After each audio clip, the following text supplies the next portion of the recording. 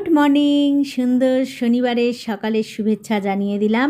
যাচ্ছি ছাদে ফুল আনতে, একটু হাঁপিয়ে গেছি, তো ফুলগুলো দেখে তো মন ভরে গেল। কি বাসতে ভালো আমাকে জানলে, আমাকে কেমন করে জানলে, খোপারই গোলাপ দিয়ে মনটা কেন এত কাছে আনলে।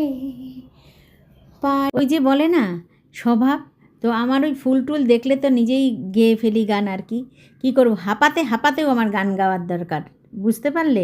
আর এই দেখো, এত প্রখর রোদ, কিন্তু কি যে মনোরম দৃশ্য, মানে কি যে সুন্দর অপূর্ব লাগছে, তাকাতে পাচ্ছি না, বিশ্বাস করো। এত রোদ, এত রোদ, একদম তাকাতে পাচ্ছি না রোদ্রে, কিন্তু দারুণ দারুণ দৃশ্য। দেখো একবার, দেখো, কার না মন চায় গান গাই বলো।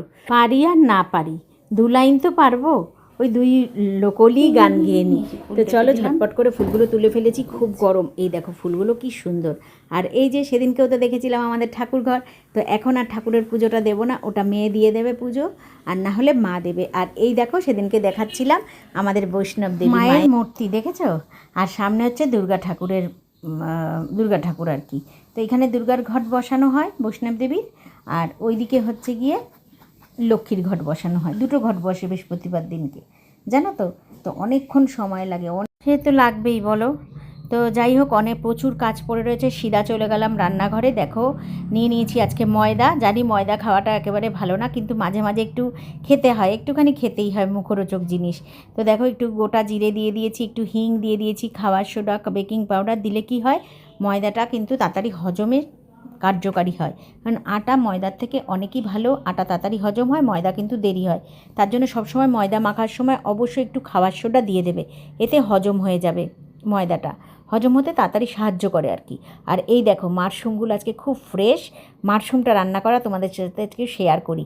দেখো একটা মিক্সিতে আমি নিয়ে নিলাম কাঁচা লঙ্কা, একটু আদা, একটু পেঁয়াজ আর টক দই, আর অর্ধেকটা টমেটো নিয়ে অল্প একটু জল দিয়ে, জল নাও দিতে পারো, আর 2-3টে শুকনো লঙ্কা, মানে ঝালটা পরিমাণ মতন আর কি, দিয়ে বেটে নিলাম। আর এদিকে কড়াইতে সাদা তেল দিয়ে একটু জিরে ফোড়ন দিয়ে দিয়েছি। আলু একদম ছোট্ট করে কেটে দিয়েছিলাম। জানো আজকে কি করেছি, মাশরুম ভাজতেই ভুলে গেছি। মাশরুমটা কিন্তু গরম জলে ধুয়ে নিতে হবে, ধুয়েও আমি নিয়েছি, ওটা আর দেখাইনি। তো যাই হোক, আলুটা একটুখানি ভেজে তুলে নিয়ে ওই জিরের তেলের মধ্যেই মাশরুমটা দিলাম। আজকে মাশরুমের থেকে এত জল বেরিয়েছে ভাবতে পারবে না। ওটাকে নামিয়ে রেখে আবার কড়াইটা বসিয়ে দিলাম, দিয়ে একটু বাটার দিয়ে বেটে রাখা মশলাটা দিয়ে দিলাম, দিয়ে ভালো করে কষতে হবে। তারপর একটু চিনি দিয়ে দিলাম পরিমাণ মতন, হলুদ কিন্তু আমি আজকে দিইনি, পরে দিয়ে সামান্য একটু দেবো। আর ধনে আর জিরে ভেজে গুঁড়ো করে রাখা থাকে ঘরের মধ্যে, সেটার থেকে বড় চামচের 1 চামচ দিয়ে দিলাম, একটু কাসুরি মেথি দিয়ে দিলাম, একটু রেস্টুরেন্ট গন্ধ হতে হবে তো, তারপরে দিয়ে কিন্তু খুব ভালো করে কষিয়ে নিলাম, দেখতে পারলে। আর এই দেখো এত জল গলেছে, আমি আজকে ফার্স্ট দেখলাম যে মাশরুম থেকে এত জল বেরোয়। তো যাই হোক, আজকে যেহেতু তেলটা আগে দিয়ে দিয়েছিলাম, সেহেতু কষানোর সময় অল্প একটু বাটারেই কষিয়েছি মশলাটা। এবারে দেখো ভালো করে মশলাটা কষিয়ে নেওয়ার পরে ভেজে রাখা মাশরুম আর আলুগুলোকে দিয়ে ভালো করে কষিয়ে যেহেতু জল অনেকটা ছিল, আর অল্প একটু জল দিয়ে ঢাকা দিয়ে দিলাম। ব্যাস, সেদ্ধ হয়ে গেলে একটু গরম মশলা দিয়ে নামিয়ে নিলাম। মাশরুম আর আলুর তরকারি দারুণ হয়েছে, কিন্তু তোমরা কিন্তু বলবে, আমার কাছে তো ভালো লাগবেই বলো। আর আজকে পরোটাগুলো যে কি অভিমান করেছে, একদিকে বেঁকে যাচ্ছে একদিকে বেঁকে যাচ্ছে, কিছুতেই গোল করতে পারছি না। তো যাই হোক, কী করা যাবে, একটু আলুর চচ্চড়িও মাঝখানে করে নিয়েছিলাম।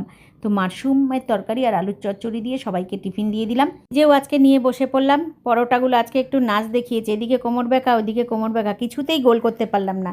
লাস্টের দিকে যদিও অবশ্য একটু গোল হয়েছিল, সেটা আর দেখালাম না, তাহলে বিশাল বড় হয়ে যাবে ভিডিওটা। আর আজকে বড় প্লেট নিয়ে বসলাম না, আলুর চচ্চড়ি, চা আর পরোটা দিয়ে টিফিনটা শেষ করলাম। তো টাটা বন্ধুরা, অন্য একটা ভিডিওতে দেখা হচ্ছে।